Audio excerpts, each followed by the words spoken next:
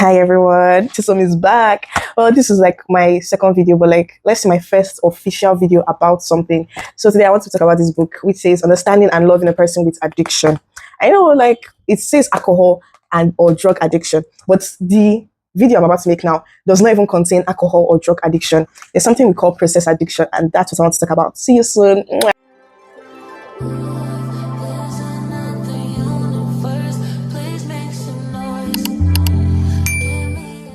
So as I was reading the book, I was like, okay, we're reading about drug addiction, alcoholics, like chill. But it came to this part that had process addiction. And I was like, where did that come from? I thought we were reading about drugs, but this part has nothing to do with drugs or alcohol. Now, what is process addiction, you might ask? Process addiction are different, but have the same negative consequences on as chemical addictions. So here, the person does not ingest anything, but she becomes addicted to the high she experiences when engaged in a particular behavior. Process addiction can involve so many things. And I feel like us now have, like, especially in this generation, there's so many people addicted to things that they don't even know. It could be sexual addiction, porn addiction. It could be gambling addiction. I have different stories here. It could be social media addiction. Yes, it could be like all this addiction. And you would not even know that you're stuck in that kind of place. So I would like to first say something, and it says the person with the addiction struggles with trying to stop or gain control over their behavior.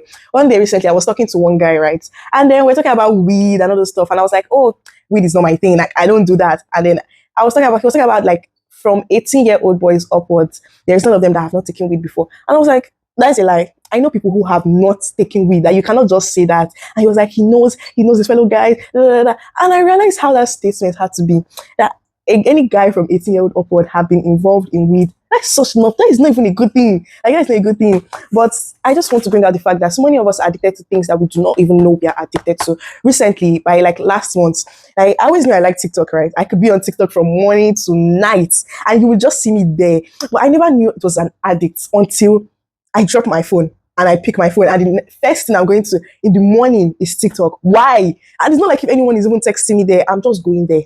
I'm going there. No one is texting me there. I'm just watching and scrolling and scrolling. When the video is even too long, I'll start fast forwarding it.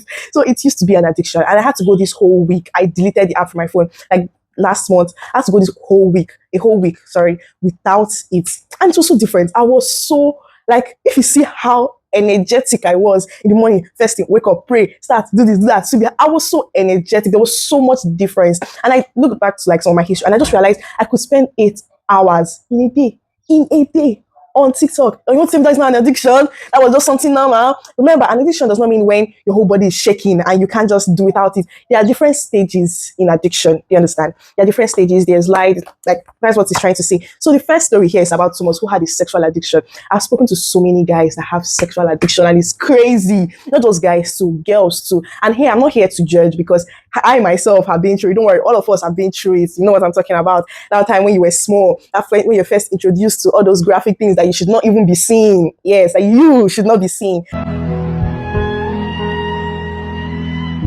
So it started like this. This is Thomas, by the way, and he's a pastor. And then when he was a teenager, he was introduced to that kind of content, not the act, but the content itself, like watching it. And then he was like, oh, he's still a small child, That when he gets married, that is what most people say. When they get married, that is obviously stop, because they will not have somebody to, be with, and which is like the biggest lie you can tell yourself. Yes, when you get married, it doesn't end there. You still have to struggle. So what happened to Thomas here? Say, okay, he was addicted to watching those kind of content, and then he got married, and then he had not come for a while, and then before you know it, he just started again. And this time he was not just watching content; he started texting in all these chat rooms, with all those kind of women. And all of a sudden, then they had to say, oh, the woman was like, he was talking to her, like, oh, come over to my place, and she was the one that paid his transport to come over. That is how addicted they wanted to get into it.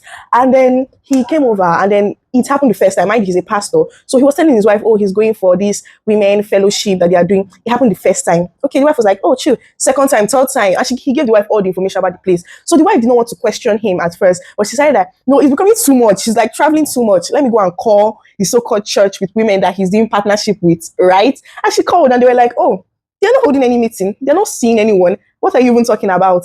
And then that is when she found out, and she went through his history and everything, and she found out what was happening. Mind you, she didn't even leave him.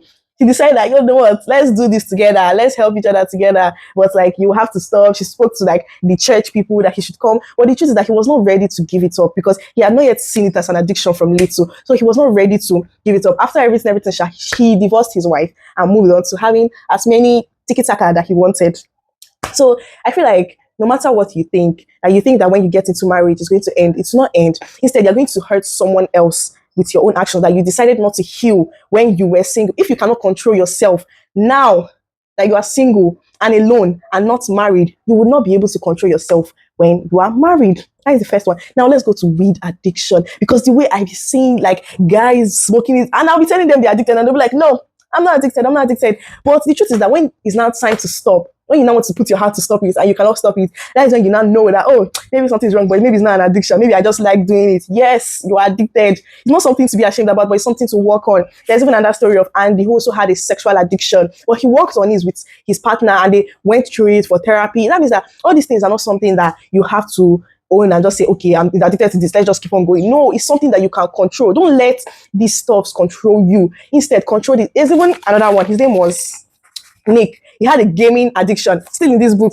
he had a gaming addiction. And then you might be like, what do you mean gaming addiction? He goes to work just to feed himself. Immediately he comes back, he's on the game 247. I know people that have movie addiction, like they are watching movie from morning to night. You can't even socialize with people. There are different types of addictions that are around you. You are addicted to your phone.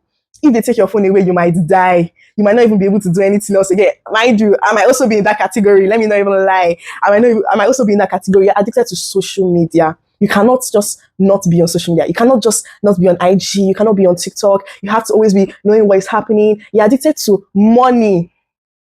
I know that is very crazy for me to say. What do I mean?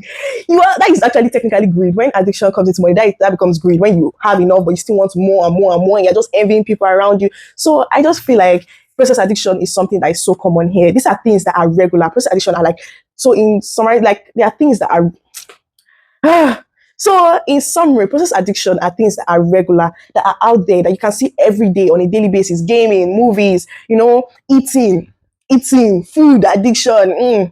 When you're sad, the next thing is food. The next thing is food. All these things are normal or are seen as normal. Gambling addiction. Everybody knows of, what is his name again?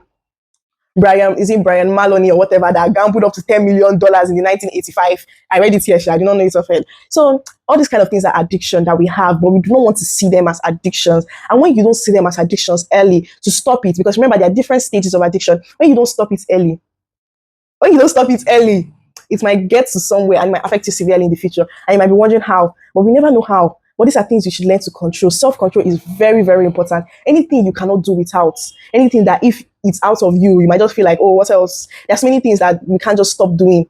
But I'm not saying that we cannot stop doing, because we can stop it. You understand? But first things first, in overcoming it, is to actually accept that, yes, I'm addicted to this thing. I'm addicted to that thing. That is the first step you can take. There are so many channels out there. There's so many means out there are helping people with addictions. And I feel like process addiction is one that is not usually talked about, because when addiction is talked about, when I say I'm addicted to something, people will be like, oh, are you taking drugs? No, I'm not taking drugs. Oh, are you an alcoholic? No, I'm not an alcoholic.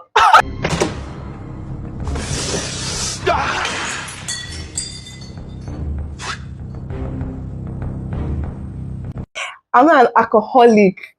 Cut that. I'm not an alcoholic. So these are other things that we have to solve as youths. I know we are young. We want to party addiction. You're always in the party, you're always in the club, you're always fucking with me, let me change your life. I know you can see the demons all in my. You cannot do anything without it. So these are things that we have to solve, and we have to repair in ourselves, because remember, we are the future, and you are the future to yourself. So don't make your future self be ashamed of you now. Bitch, I see what you did there. I know. Yeah. So don't make your future self be ashamed of you now. You can always, as I say, you can always overcome it. There is always time. The youngest you are ever going to be is today. Thank you. Bye.